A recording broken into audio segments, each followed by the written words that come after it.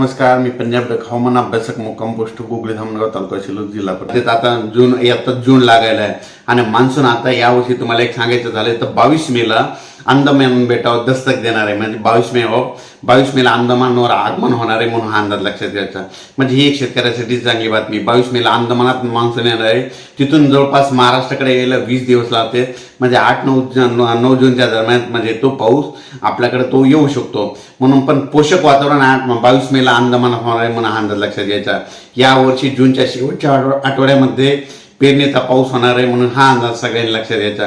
म्हणजे यावर्षी जूनच्या शेवटच्या आठवड्यात पेरण्या होतील म्हणून ही देखील शेतकऱ्यासाठी चांगली बातमी आहे. जुलै महिन्यात जास्त पाऊस पडणार आहे, ऑगस्ट महिन्यात कमी पडणार आहे, सप्टेंबर ऑक्टोबरमध्ये जास्त पडणार आहे म्हणून हा अंदाज लक्षात घ्यायचा.